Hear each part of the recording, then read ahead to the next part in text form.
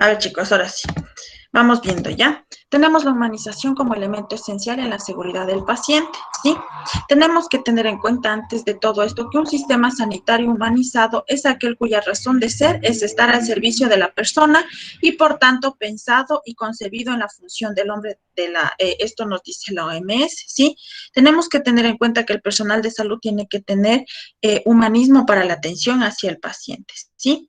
Hay que tener en cuenta que un cliente, como nosotros decíamos en las clases anteriores, que al paciente se le denomina cliente en el área de fundamentos de enfermería. Un cliente hospitalizado es un ser único que se encuentra en un momento vulnerable debido a que su mayor bienestar se encuentra amenazado, ¿sí? Este cliente requiere una atención segura y humana, además de competente en lo que a técnico científico se refiere. ¿Qué nos quiere decir esto? Que nuestra obligación como personal de salud es brindarle una atención humanizada al paciente, ¿sí? Ya que el paciente en el momento en el que entra al área hospitalaria, pues obviamente se encuentra vulnerable, no tanto en el sentido físico, sino también psicológico, emocional, ¿sí? Eh, Tenemos también que la humanización es el gran avance del siglo XXI. El atender al paciente humanizadamente es lo que nosotros tratamos como personal de salud y ustedes como futuros profesionales de la salud. ¿Qué quieren los pacientes de nosotros? ¿Sí? Ellos quieren y tienen derecho primeramente a ser tratados de una manera más humana como un ser especial, tal como lo son. Ellos deben sentir y vivir primero la experiencia de ser tratados con respeto, seguridad y competencia por todos los que están ahí para ayudarlos en lo que necesiten, ¿sí?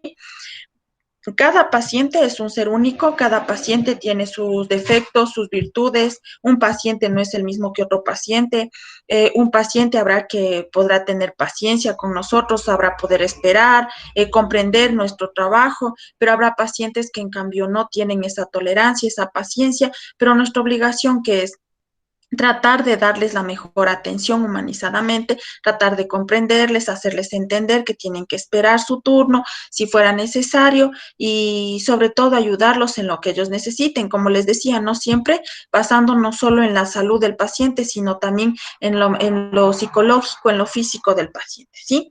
La humanización dentro del hospital no solo se refiere al cuidado personal médico de enfermería prestado en el tratamiento de la enfermedad, sí, como les decía, el personal de salud, el personal médico, el personal de enfermería, la obligación no solo es ver el bienestar de la salud, de que ya no presente ningún dolor, ni ninguna molestia, ninguna anomalía, sino también ver el estado psicológico, el bienestar, el confort del paciente, ¿sí? Sino también, como aquí dice, las condiciones necesarias para que el paciente se recupere más rápidamente, tenga su dolor aliviado, además también contribuir con un entorno que proporciona la seguridad y comodidad tanto para el cliente como las familias, el cliente o paciente, siempre que quiere tratar de buscar su confort, su seguridad, su tranquilidad, ya que el momento en el que él ingresa a una casa de salud, pues obviamente no va a ser lo mismo, ¿sí? Porque él ya no se va a sentir en su entorno tranquilo como cuando está en la casa, porque él puede hacer sus cosas sin problema, en cambio acá ya tiene que cohibirse un poco, ya no existe esa ¿cómo es? Esa seguridad de poder hacer sus cosas libremente, ¿sí? La humanización de la atención. Humanizar es un asunto ético que tiene que ver con los valores que conducen nuestra conducta en el ámbito de la salud. Cuando los valores nos llevan a diseñar políticas, programas, realizar cuidados y velar por las relaciones asociadas con la dignidad de todo ser humano, hablamos de humanización, ¿sí? Ustedes igual han de haber visto en primer semestre acerca de bioética y legislación. ¿Qué veíamos en bioética y legislación? Cómo tratar al paciente, cómo evitar eventos adversos, cuáles son los años de cárcel si nosotros cometeríamos algún evento adverso con el paciente, cómo tenemos que tratar al paciente, ¿sí?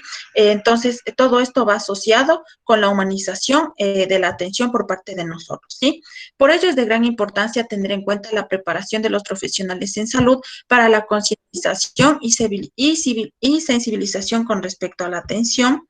Sí, espérenme un segundito. Ya. Y sensibilización con respecto a la atención de los usuarios, que debe realizarse en el contexto de la ética y los valores. De este modo se pretende atender al paciente y suplir sus necesidades a nivel físico, emocional, intelectual y social, lo que les decía anteriormente. No solo ver el bienestar de salud del paciente, sino también física, psicológicamente, ver el confort del paciente, si la habitación del paciente se encuentra limpia, ordenada, aseada, todo esto es nuestra obligación como personal de salud. ¿Sí? Es de gran importancia que las instituciones prestadoras de servicios de salud, también las universidades y organizaciones que forman profesionales en la salud como ustedes, implementemos capacitaciones en humanización y que dichas temáticas sean fundamentales en la atención y formación del personal, ¿sí? Lo importante de nosotros como docentes para ustedes es tratar de formarles a ustedes con un carácter ético, primeramente tener ética profesional para la atención al paciente, ser humanistas, ¿sí? Más que nada saber brindar la atención al paciente adecuadamente, tener vocación a lo que ustedes hacen, ¿sí? Y así se logrará que las personas y usuarios de la salud sean considerados como seres humanos en un sentido global, ¿sí? También tenemos que creando conciencia de que la atención en salud ubica al usuario y a su familia en una situación de incertidumbre que les genera angustia asociada con varios factores, tales como el pronóstico de su enfermedad, la separación de su entorno familiar, de su entorno laboral y social. Nuestra obligación, ¿cuál es? Brindarle esa confianza al paciente. ¿De qué forma? Hablándole con sinceridad al paciente, cuál es la anomalía que él presenta, pero siempre teniendo esa forma de comunicar al paciente, ¿sí? Ya que el paciente en el momento en el que ingresa a la casa hospitalaria, pues obviamente ya no va a sentirse en su entorno, con su familia, ya tiene que ver a otras personas, se tiene que acoplar a ciertas cosas, ¿sí? Tenemos también, espérenme un ratito, ya. Tenemos también que la humanización de la atención nos dice que convirtiéndose en un ambiente intimidante, especialmente en servicios que por sus condiciones físicas pueden ocasionar estrés al rodearse de personas desconocidas, a quienes de alguna forma deben entregarles partes de su intimidad, ¿sí? El paciente al momento en el que está en la casa hospitalaria por cualquier situación, pues obviamente él se siente... él no puede realizar, como les decía, las actividades que él hace en su casa libremente, ya no tendrá esa intimidad que él podía hacerlo en su casa, obviamente ya se va a cohibir de realizar algunas cosas, ¿sí? La humanización igual de la atención al someterse a asuntos médicos complejos que no entienden y a dificultades financieras de su familia o desplazamientos geográficos que se suman a barreras culturales que aumentan su angustia. Igualmente, ¿no? Los pacientes que obviamente ingresa un paciente que vive del día a día, que él tiene que trabajar para sacar a su familia adelante, pues obviamente él el momento en el que ingresa ya tiene esa angustia de que qué va a pasar con su familia, cómo va a mantener a sus hijos, que él trabaja para poder salvaguardar la salud, ¿cómo es el bienestar de su familia, pues obviamente desde este momento nosotros tenemos que darle apoyo al paciente, porque desde ahí él se empieza ya a estresar, a preocuparse y obviamente ustedes tienen que, ya saben que todo se asocia en nuestro cuerpo, ¿sí? Si el paciente se pone mal, se deprime, pues obviamente va a hacer que la enfermedad se vaya consumiendo más, no se logre recuperar rápidamente. Entonces ahí estamos nosotros para darle una mano al paciente y saber escuchar, saber aconsejar, ¿sí? El efecto de humanización de la buena educación. Buena educación, ¿qué significa? Llamar al otro por su nombre, darle la importancia y el respeto que se merece, informarle oportuna y adecuadamente de su estado para que tome las decisiones pertinentes y define el plan de acción a seguir. Es ser detallista, intuitivo, compasivo y afectivo, ¿sí? Nosotros tenemos que, primeramente, cuando el paciente ingresa, sé que es difícil, pero tenemos que tratar de tratarle por el nombre, aprendernos su nombre para que el paciente desde ahí tenga confianza, porque el paciente, ¿qué va a decir? Le importo a la señorita enfermera, por eso ella se aprendió hasta mi nombre, voy a tener un poco más de confianza, igualmente tratarle de una forma respetuosa, no tenemos que tutear al paciente porque obviamente si el paciente nos permite y quiere que hagamos eso, pues obviamente lo haremos, pero si el paciente no se siente seguro de eso, pues siempre tenemos que tratar con respeto al paciente, ¿sí? Siempre ser detallista, intuitivo, compasivo, afectivo. El paciente a veces no solo necesita recuperarse, como les decía, su estado físico, sino también su estado emocional, ver si el paciente necesita ayuda para alimentarse, ver si el paciente necesita ayuda para vestirse, ¿sí? Tenemos que también es entender primero las molestias físicas como el hambre del paciente, la sed, el mareo, el vértigo, todas las anomalías que el paciente por la cual va a la casa de salud. A veces nosotros no necesitamos como personal de salud cuestionar. ¿Por qué? Porque cuando el paciente ingresa le vemos que ya está pálido o que presenta cianosis, que presenta dificultad respiratoria, que aparte de esto ya está ya con vértigo, presenta vómitos. Entonces, a veces no es necesario cuestionarle tanto eso al paciente, porque obviamente nosotros al valorar así solo al mirar al paciente ya vemos algunas cosas o patologías que él presenta, ¿sí? ¿Cuál es nuestra obligación? Calmar el dolor, procurar el sueño y ayudar a la adecuada oxigenación, saludar al paciente, acompañarle, ayudarle igualmente a caminar, como les decía, subir a la camilla, ayudarlo a vestirse y a desvestirse, ¿sí? La seguridad del paciente. Si hay humanización, garantiza la seguridad. Si nosotros somos humanistas con el paciente o te presentamos este gran valor que es la humanización hacia el paciente, pues obviamente va a garantizar la seguridad para él mismo. ¿Qué es una cultura de la seguridad? La conciencia de que las cosas pueden ir mal. ¿Qué nos quiere decir esto?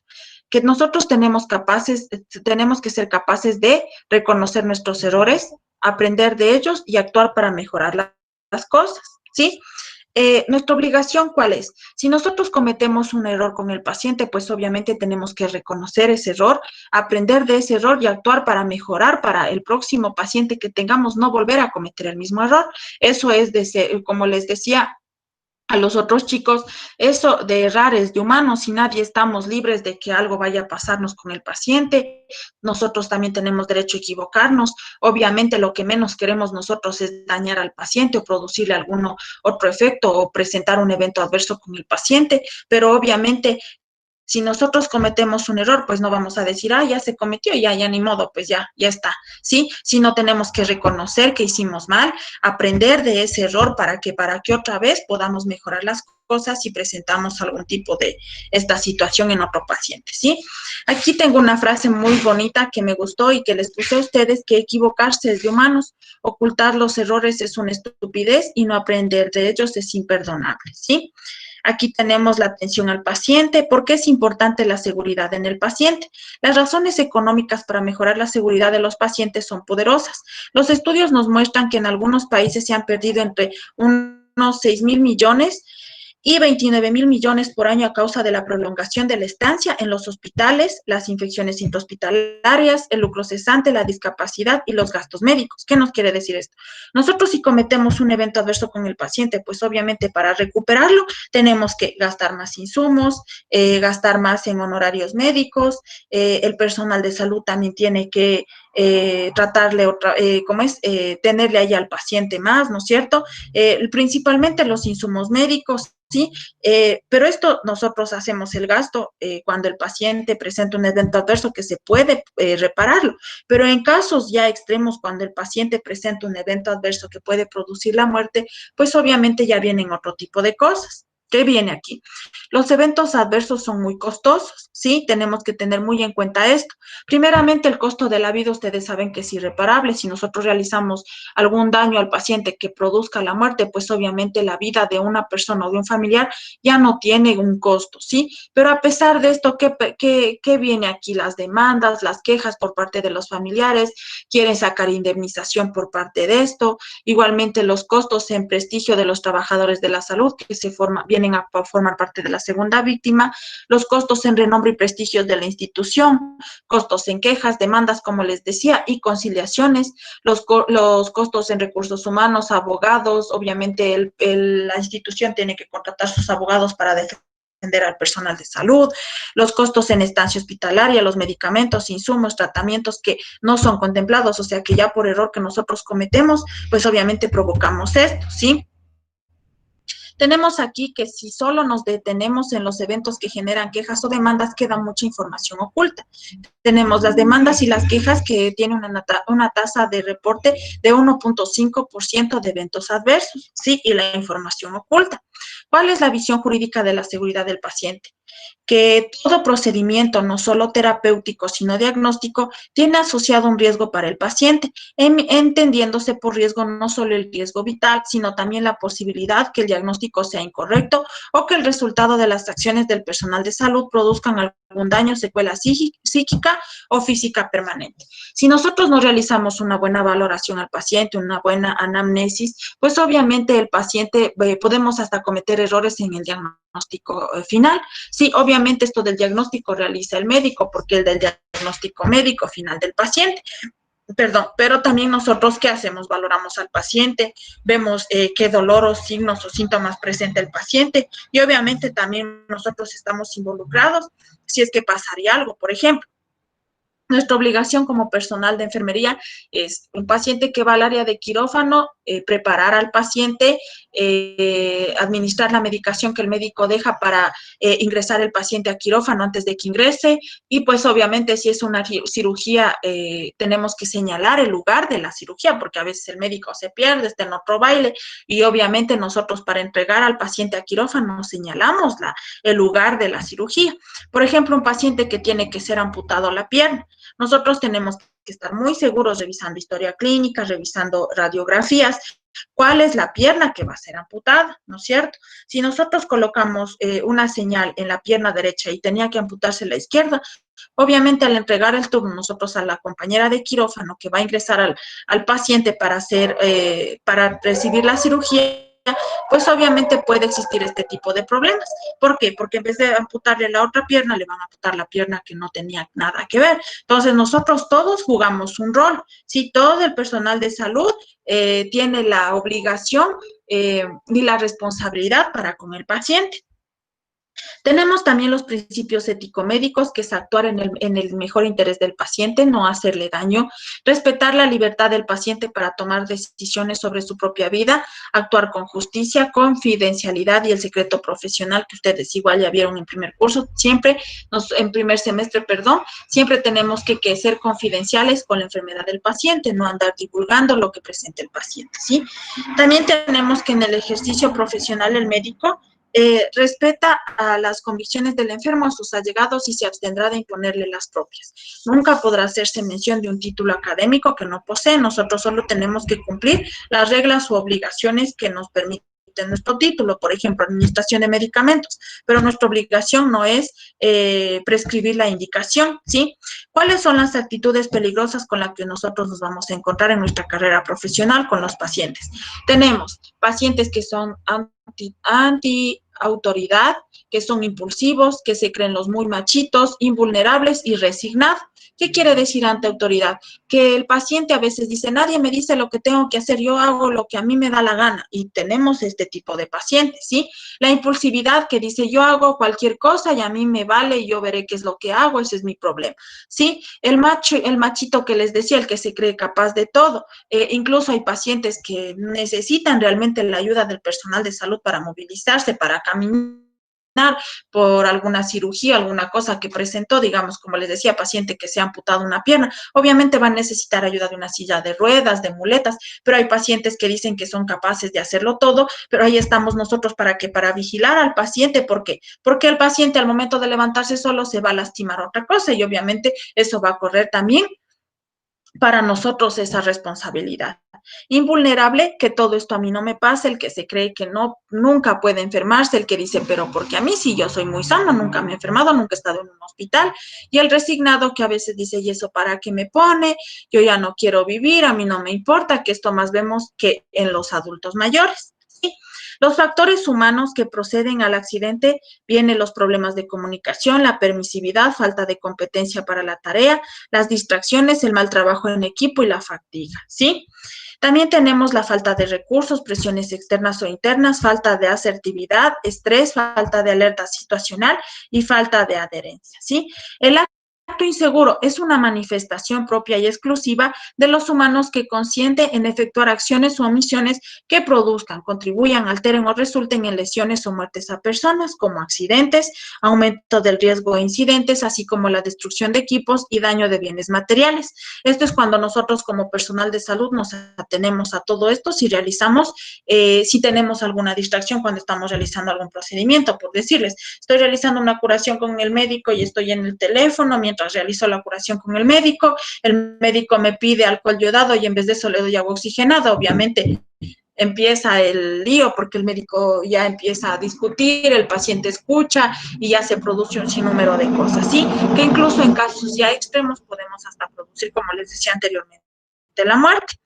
Aquí les dejo una frase igualmente que dice que la gota de agua no agujerea la piedra por su fuerza, sino por su constancia. Si nosotros tenemos constancia, amamos lo que queremos, amamos nuestra profesión, pues obviamente nos va a ir bien y vamos a tener esa fuerza de continuar, de seguir adelante, es porque nosotros tenemos esa constancia y esa predisposición para realizar nuestro trabajo y ustedes más que nada culminar con su carrera. Eso, chicos y chicas, no sé si tienen dudas, inquietudes. Todo está claro, ya se están durmiendo ya. Ladri ya está ya más allá que acá.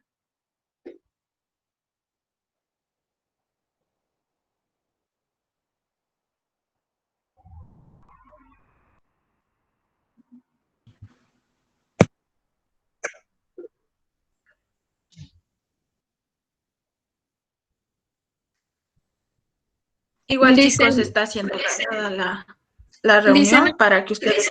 Dime, Shirley.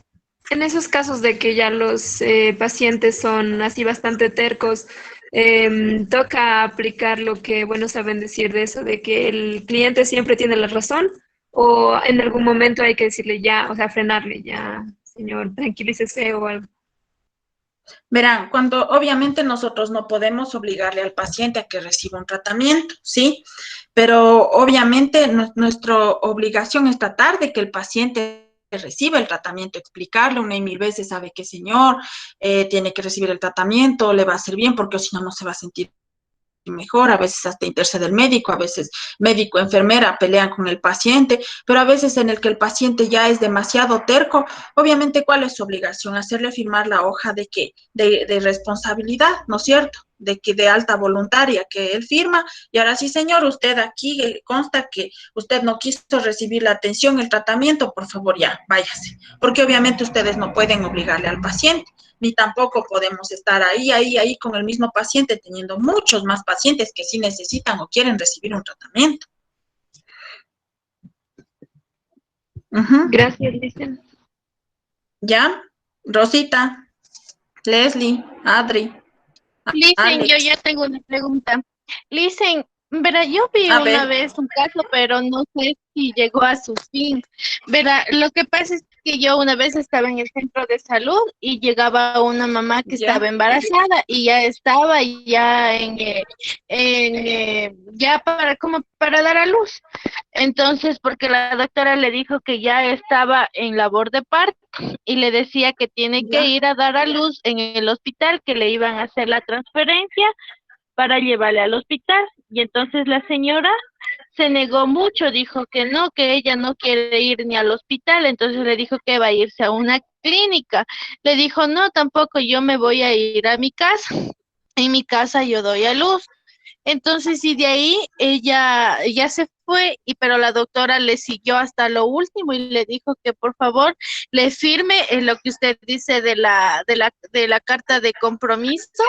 Entonces la Ajá. señora le dijo que no, le dijo que no, que ella no tiene por qué firmar nada y que si es que le pasa algo es su culpa, le dijo. Entonces le dijo a la doctora, le dijo así, que si es que le pasaba algo es su culpa porque usted me está diciendo que me va a pasar algo, le dijo. Entonces, y de Ujú. ahí la doctora dijo, y ahora ni modo, toca dejarle. Y seguía, pero ahí insistiéndole que le firme. pero la señora después de un rato ya subió y total no le firmó. Entonces ahí en ese caso, sí, en tal caso de que hubiera una muerte materna, a pesar de que le decía de que firme, pero no le firmó, entonces ahí, ¿qué procedimiento se da? El paciente, hay como que se respalde el personal de salud cuando no quiere firmar.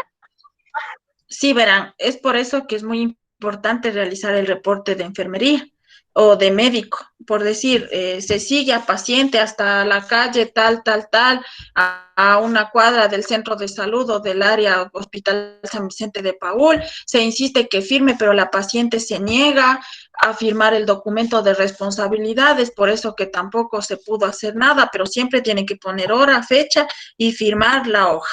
Entonces la doctora ya no podía insistir porque obviamente tampoco le va a amarrar y hacerle firmar a la paciente, pero obviamente tiene que realizar el reporte para que quede la constancia que si llegara a pasar algo con esa paciente, pues obviamente tiene ella el respaldo en la hoja o el informe por si llega esto a un juicio ya más grande, ya se produce ya algún tipo de sanción para ella, pues obviamente ya tiene el respaldo de la hoja, la doctora. Eso es lo que se puede hacer, pero de ahí tampoco se le puede obligar a, o sea, se le dice, tiene que firmar porque ya no corre de mis manos, es su responsabilidad, pero ustedes saben que cada paciente es diferente, uno de una forma, otro es de otra forma y nos encontramos con un sinnúmero de personas. Ya, Lisa, gracias. ¿Ya? ¿Alguien más, chicos?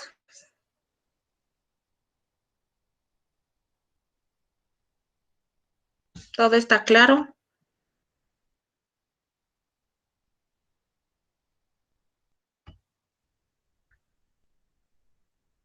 Ya, listo. Entonces, chicos, como les dije, la sesión está siendo grabada, la clase. Ahorita ya le voy igualmente a subir a la plataforma. Cualquier duda, cualquier inquietud me avisan. La próxima clase la próxima semana les dejaré un trabajito para que ustedes realicen, para tener notas y poder realizar los promedios y si es posible, todos vayan con una buena calificación en el bimestre, en el primer bimestre. Eso, chicos, cuídense mucho, les mando un fuerte abrazo, gracias por su comprensión. Nos veremos en una próxima ocasión. Hasta luego.